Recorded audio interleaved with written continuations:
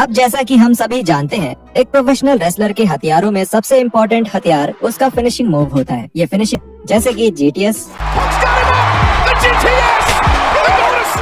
या फिर traditional pile driver, जो कि प्रभावशाली भी लगते हैं और दर्दनाक भी। इसके बावजूद भी एक रेसलर के लिए ये काफी आम बात हो जाती है कि वो एक प्रभावशाली, दर्दनाक और सामने वाले को धाराशाही करने वाला फिनिशिंग मूव ना चूज करके कोई ऐसा मूव करे जिससे ऑडियंस का रिएक्शन ज्यादा बेहतर मिले।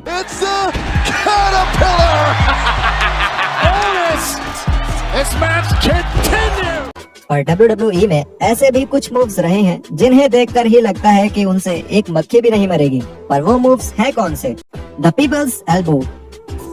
और इसको करने वाले रेसलर रॉक, जो WWE में ही नहीं बल्कि पॉप कल्चर के भी बहुत जाने माने स्टार हैं। पीपल्स एल्बो का इस्तेमाल सबसे पहले रॉक ने 1997 में किया था। इस मूव में रॉक रिंग के चारों तरफ थोड़ा घूमकर, उछलकर अपने विरोधी पर एक एल्बो ड्रॉप करते थे। हालांकि ये मूव देखने में बेहुदा लगता था और ये किसी को चोट भी नहीं पहुंचाता था, पर फिर भी जब भी रॉक अपना ये मूव इस्तेमाल करते तो जनता पागल हो जाती थी और सबको ये मालूम हो जाता था कि अब ये मैच खत्म होने वाला है।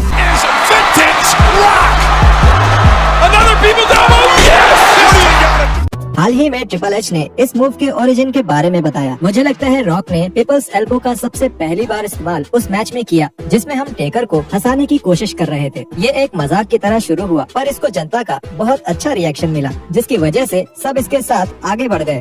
तो ये था कारण जिसकी वजह से रॉक ने पीपल्स एल्बो का इस्तेमाल करना शुरू किया। ये एक मजाक की तरह शुरू हुआ था।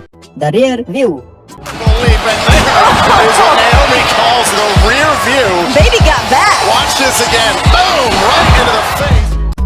बेशक नायोमी पूरे WWE में सबसे टैलेंटेड विमेन रेसलर्स में से एक है। वो 2 बार विमेन्स चैंपियन भी रही हैं और विमेन्स रोस्टर पर सबसे फेमस स्टार्स में से एक हैं। पर उनका फिनिशिंग मूव हमेशा से ही उनकी एक कमजोरी रहा है।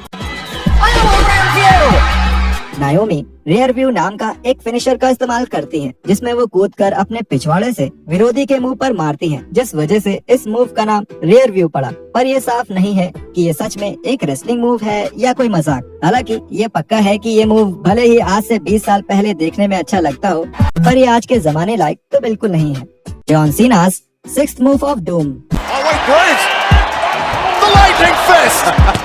जब आप WWE में एक टॉप प्लेयर हो तो आपके फिनिशेस भी बहुत जरूरी हो जाते हैं। जॉन सीना के फिनिशिंग मूव और सिग्नेचर मूव्स आखिर 15 सालों से लोगों के बीच बहस का मुद्दा रहे हैं। सीना अपने 5 मूव्स ऑफ डूम के लिए बहुत जाने गए हैं। इसके पीछे ये बोला जाता है कि उनके पास सिर्फ ये 5 मूव्स ही हैं, पर वो 5 मूव्स उनको हर मैच में जीत दिलाने के लिए काफी रहे हैं। 2018 में आखिरकार उन्होंने एक छठे मूव का इस्तेमाल किया, जिसे उन्होंने नाम दिया 6th मूव ऑफ डूम। इस मूव को सोशल मीडिया पर भी दिखाकर बढ़ावा दिया गया और ये आशा की गई कि फैंस इसे देखकर पागल हो जाएंगे, क्योंकि हाल ही में सीना रिंग में और भी ज्यादा बढ़िया करने लगे थे। हालांकि 2018 में सुपर शोडाउन पेपर व्यू के दौरान जब सीना ने ये मूव किया तो ये WWE के इतिहास में सबसे खराब दिखने वाले मूव्स में से एक बन गया। इस मूव में सीना अपने हाथों से एक अजीब सा क्रॉस बनाते हैं, एक साधारण सा पंच मारते हैं।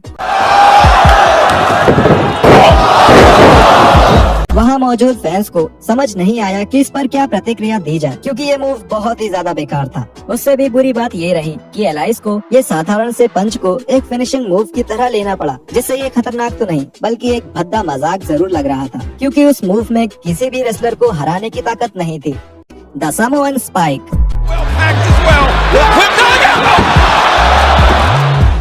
सामोआ के बुलडोजर उमागा को हमेशा ही कम आंका गया है और जॉन सीना और जेफ हार्डी जैसे रेसलर्स के साथ उनके काफी यादगार मैचेस भी रहे हैं।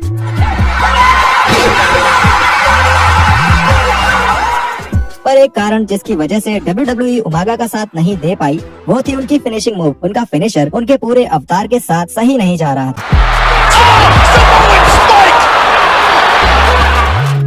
वो सामोअन स्पाइक नाम का एक मूव इस्तेमाल करते थे, जिसमें वो अपना अंगूठा सामने वाले के गर्दन पर लगाकर दबा देते थे। इस मूव को असली और खतरनाक दिखाने के लिए उमागा अपना अंगूठा ढेर सारे टेप से बांध कर रखते थे, पर उनके इस मूव को फैंस ने कभी नहीं सराहा, क्योंकि ये देखने में बहुत घटिया था और ये सवाल खड़े होते थे कि इससे कैसे किसी को चोट पहुंच सकती है। इतने बड़े हट्टे कट्टे रेसलर के लिए इतना आसान सा फिनिशिंग मूव करना लोगों को पसंद नहीं आया। 2007 में जब उमागा को एक मेन इवेंटर बनाया गया, तब कमेंट्री करते हुए JR ने कहा कि अपने फिनिशर में उमागा विरोधी के खून का बढ़ाव रोकने के लिए उसकी नसों को ढूंढकर दबाते थे।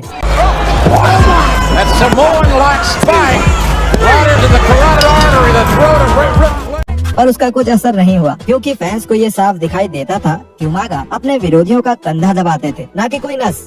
नंबर 5, केज़ार्नी फिनिशर। बात केज़ार्नी ने खुद ही उसको समझाते हुए कहा था कि वो एक ऐसा रूप था जो उस बच्चे की तरह होता है जो जेक द स्नेक रॉबर्टसन के प्यार से पैदा होता। वो मुंह पर रंग लगाकर मेले से आए हुए एक नौटंकी वाले की अजीब रूप समझ नहीं आया, और ये भी कि इस गिमिक के पीछे आखिर क्या कहानी है। पर एक बात जो